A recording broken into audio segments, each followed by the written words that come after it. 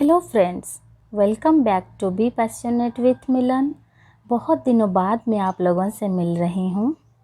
Actually हुआ क्या था कि बच्चों के जो एग्ज़ाम्स चल रहे थे उसके बाद छुट्टियाँ आ गई, तो इस बीच में मैंने उनको पूरा टाइम दिया और वीडियो नहीं बना पाई। तो खैर चलिए, आज हम बात करेंगे कि हम अपने मेंटल एनर्जी जो है उसको कैसे मेंटेन रख पाएँ। क्योंकि क्या होता है ना, डेली हम सभी के पास में कामों के ढेर रहते हैं। सभी के पास बिल्कुल वक्त ही नहीं है, इतने काम के प्रेशर रहते हैं। तो बहुत देर तक अगर हमें काम करनी पड़ रही है तो हमें क्या होता है ना कि हमें बहुत सारी एनर्जी और स्टैमिना की ज़रूरत होती है, जो कि डिपेंड करता है दो फैक्टर्स के ऊपर। मेन है कि हमारी फिजिकल एंड मेंटल पावर या एनर्जी।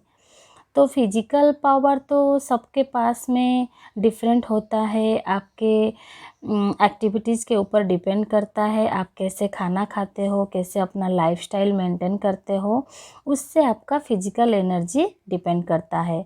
आज हम बात करेंगे मेंटल हेल्थ के ऊपर। आपके पास ना कोई भी काम आ जाए, अगर आप बिल्कुल भी मेंटली प्रिपेयर नहीं हो तो काम को आप कभी हाथ भी नहीं लगाओगे। अगर आप फिजिकली पूरा फिट भी हो तब भी आप नहीं करोगे, क्योंकि आपको उस काम को करने के लिए इंटरेस्ट ही नहीं है। और सेम अगर आपको उस काम में मन है, तो अगर आप थोड़ा बहुत भी फिजिकली आपको कोई प्रॉब्लम है, ज़्यादा आप एक्टिव नहीं हो, फिर भी आप उस काम को कर पाओगे, क्योंकि आप मेंटली प्रिपेयर हो उस चीज़ को करने के लिए। तो ज़रूरी नहीं है कि जो एकदम हाई एनर्जी लेवल के लोग हैं वही सारे काम कर पाएंगे। जो थोड़ा बहुत उनमें चैलेंज रहते हैं, वो भी बहुत तरक्की कर चुके हैं। हमारे पास बहुत सारे एग्जाम्पल है जिन जिन के हाथ पैर भी नहीं हैं, अंधे हैं, वो लोग भी कहाँ तक पहुँच चुके हैं।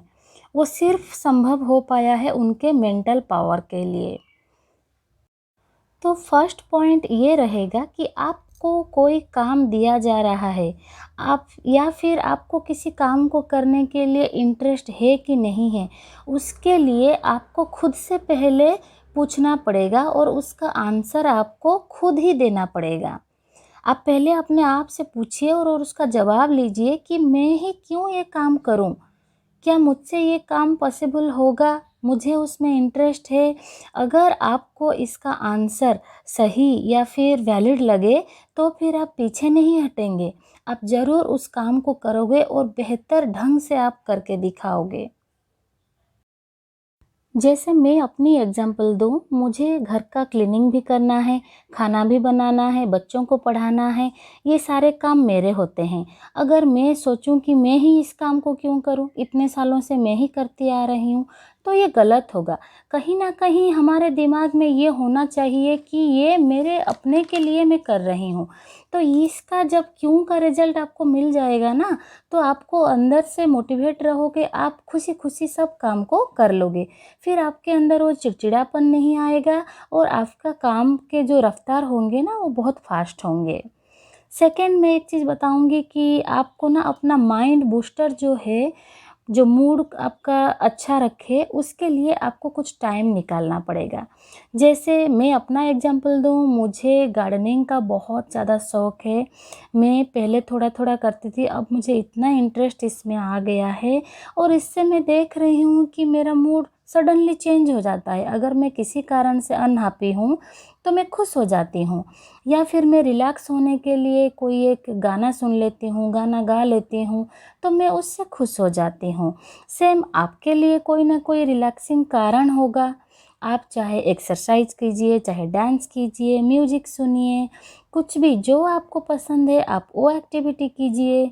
इसके लिए आप ज़रूर 15 से आधा घंटा अपने लिए टाइम निकालिए। और एक चीज़ है, मेंटल पावर को ना बनाए रखने के लिए हमें एक सर्टेन टाइम टेबल भी बनाना पड़ेगा। जैसे अगले दिन के लिए आपके छोटे छोटे से लेकर बड़े काम जो भी आपके हैं, उसको आप प्रीवियस डे नाइट को ही एक टाइम टेबल बना के रख लीजिए, ताकि आपका जो फालतू में टाइम वेस्टेज होने का कोई चांस ही नहीं रहेगा। अगले दिन सुबह उठ के आप पहले एक बार अच्छे से उसको देख लीजिए और जो कामों की प्रायोरिटी ज़्यादा है आप पहले वो काम करने की कोशिश कीजिए, ताकि जैसे जैसे आपका दिन बीतता जाएगा ना, आपका जो बड़े बड़े काम हैं वो सब बनते गए होंगे। आप उनमें टिक लगाते जाइए और हो सके कि थोड़ा बहुत काम आपके बच जाए, पर उससे कोई फ़र्क नहीं पड़ने वाला। जब आप रात को सोने जाओगे ना, अपना वो टाइम टेबल को देख के सब सारे में आप टिक लगाए हुए होंगे, तो देखना आपको अंदर से कितना सैटिस्फैक्शन मिलेगा। पहले मैं ये काम बिल्कुल नहीं करती थी और मेरा पता नहीं कैसे ही टाइम सारा निकल जाता था। धीरे धीरे मैंने इसको प्रैक्टिस में डाला है, अब मेरा इसमें बहुत अच्छा इम्प्रूवमेंट होने लगा है, जो कि मुझे लगता है सबको करने की ज़रूरत है, ताकि हम मेंटली चैन की नींद सो पाएँ। अगले दिन की तैयारी उस हिसाब से आप कीजिए, ज़रूर ज़रूर एक टाइम टेबल अपना बनाइए। और सबसे इम्पोर्टेंट मुझे ये चीज़ लगता है कि हमें भगवान के लिए बहुत ज़्यादा ग्रेटफुल होने की ज़रूरत है। उनके लिए आपको कम से कम आधा घंटा निकालना पड़ेगा, जो कि आप प्रेयर के हिसाब से कीजिए, मेडिटेशन कीजिए। आप जिन भी भगवान को मानते हैं ना, उनके प्रति आपका समय निकालना बहुत ज़रूरी है।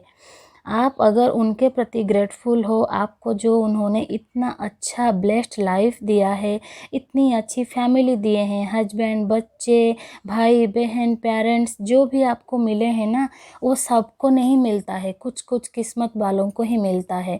तो उसके लिए ना आप हमेशा भगवान के प्रति ग्रेटफुल रहिए। ज़रूर आप भगवान को कुछ टाइम दीजिए, शांति से बैठिए, प्रेयर कीजिए, देखिएगा आपको कितना सुकून मिलेगा। जो माइंड की पीस होती है ना, दिन भर की भाग दौड़ भरी ज़िंदगी से आप कुछ ही समय निकाल के ये सोचिए कि भगवान ने मुझे जो कारण से पैदा किए हैं, जिनके लिए मेरा दायित्व है, क्या मैं सही तरह से ये सब को निभा रही हूँ? जो मेरी रिस्पॉन्सिबिलिटी है घर के लिए, अगर मैं बेझिझक वो सारा काम को मैं सही से करूँगी, तो उसी में ही मेरा काम हो गया। कोई ज़रूरी नहीं है कि हमें लाइफ जो मिली है हमें ये करना है, वो करना है। आप कुछ भी मत कीजिए, पर अपनी जो सेल्फ़ रिस्पेक्ट, अपनी सेल्फ़ लाइफ, अपनी फैमिली, अपने जितने भी सराउंडिंग के लोग हैं उनके प्रति वफ़ादारी दिखाना, उनके प्रति अपना जितना भी रिस्पॉन्सिबिलिटी है उसको सही से करना, यही लाइफ की सबसे बड़ी अचीवमेंट है। खुद खुश रहना और दूसरों को खुशी से जीने देना।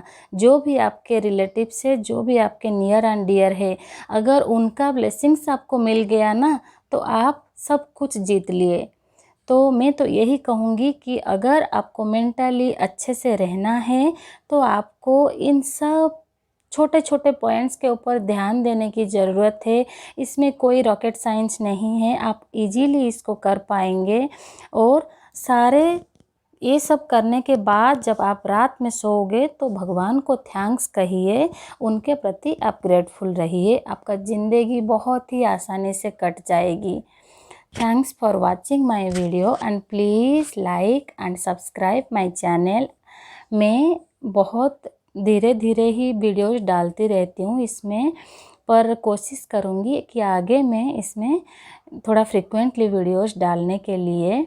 और मुझे जो फील हुआ मैंने वो चीज़ आपके साथ शेयर किया। आपको अगर मेरे ये जो पॉइंट्स मैंने बोला है ना, अगर आपको पसंद आए तो ही आप इसको फॉलो कीजिए, कोई इसमें ये नहीं है। मैंने इस सब चीज़ को फॉलो करने के बाद 3-4 मंथ से ही मैं इसमें बहुत सारी चेंजेस मेरे अंदर मैं देख रही हूँ, तभी मैं आप लोगों के साथ ये शेयर कर रही हूँ।